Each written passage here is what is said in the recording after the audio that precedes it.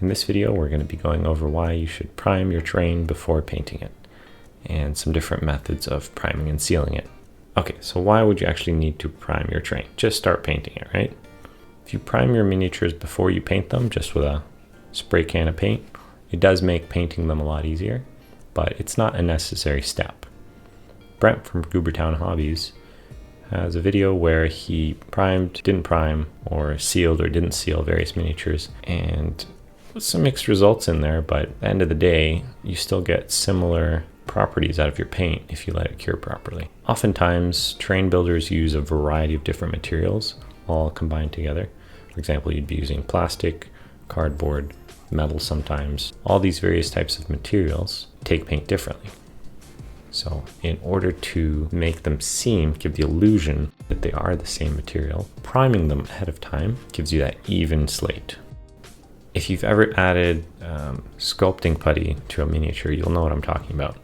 There is a difference between the sculpting putty and the plastic the miniature comes in. It will take paint differently. So, for example, for cardboard or paper products, or even wood for that matter, the paint will actually soak in as you're painting on it, and the finish on it will be very different than if you were painting on plastic, for example.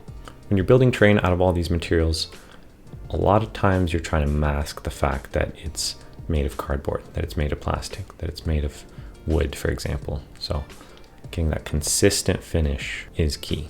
Okay, so we've covered the why, but let's tackle the how. I've made a test piece to cover two of the more popular methods, Mod Podge and a paint primer. In this case, I'm using an oil-based primer for its superior adhesive properties. Mod Podge has been used in the crafting world even before terrain building was a thing. More recently, Jeremy from Black Magic Craft has popularized it to be the go-to way to seal your terrain, whether it be XPS or other types of foam. My challenge in this video is to see if Mod Podge holds up on these other material types and present an alternative that will work in a more general sense. What I will be covering is scratch tests and durability. For the oil primer, I'm using Kill's original oil primer that I picked up at the hardware store. I think this was a quart for about $18 Canadian. I kept the primer white just so I could see the difference visually, but it can also be tinted to be a darker color, same as the Mod Podge. A hardware store will probably even do this for you if you ask as you buy the primer. After letting both the Mod Podge and primer dry overnight, I applied 2 even coats of brown paint over the whole surface. Part in the middle was left untreated to see how paint would behave with no initial base coat. After letting the brown paint cure fully for another 2 days, I then proceeded with the scratch test. Even before trying to damage it, you can see the coverage on the metal and plastic are not that great for the untreated surface and the Mod Podge. This problem gets worse for curved surfaces such as the straw. Another interesting thing to note is the difference in texture for the felt. The Mod Podge seemed to gap fill much better than the primed surface and has obscured a lot of the detail. I did a similar piece in plastic with lots of detail, and you can see the same result here. A lot of the detail is obstructed by the Mod Podge. Alright, let's go from the top and we'll score the results for each material type in this table. First material is paper. As you can see, the Mod Podge and the primer performed well, while the untreated surface was pretty damaged by the scratch test. Next material is felt. As mentioned previously, the Mod Podge obscured a lot of the detail on the felt, but it also made it a lot more rigid than the other two. Next up we have chipboard. Here the Mod Podge and the oil primer performed similarly. For the smooth plastic straw, the Mod Podge actually performed worse than the untreated surface.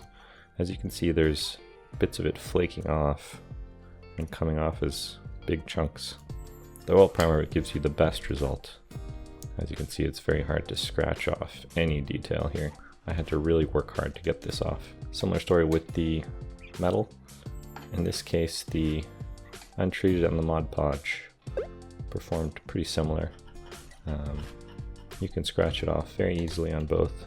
I have to really press to get any of it off, and it doesn't come off in chunks. This was the clear plastic sheet, in which case it performs similar to the plastic straw. So you can comes off in large flakes. The acrylic did bond better, same as up here. As you can see, you can still scratch it off, but it's coming off in less parts. And then for the white primer, it's as if it's been made into a new material. I can scratch off the paint, but That's about all I can scratch off. Next up we have MDF. In this case it was very similar to the chipboard. Both the Mod Podge and the oil primer did very well. And finally we come to the XPS Foam. In this case I tried some impact tests. As you can see here I can poke holes in both, and it has similar results for Mod Podge and primer. And the acrylic is doing a bit worse. I would call this a tie. One of the downsides of the oil primer is the drying time. It did take about double the time to cure than the Mod Podge did. But if you've got some time, it is the superior product. Mod Podge is not great to use on smooth surfaces. That's definitely one of the biggest results I got out of this.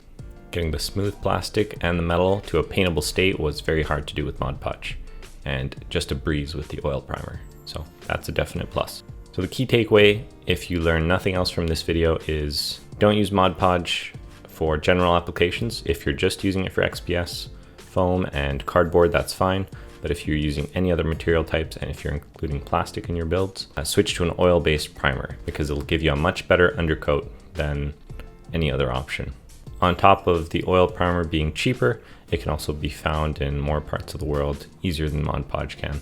It also comes in rattle spray cans, so if melting XPS foam is not an issue for you, feel free to just use that to give it one even coat, and the drying time is actually even faster because it just applies a very thin layer. If you enjoyed the video and learned something new, please hit that like button. If you'd like to see some interesting terrain builds I've done, click over here or over here.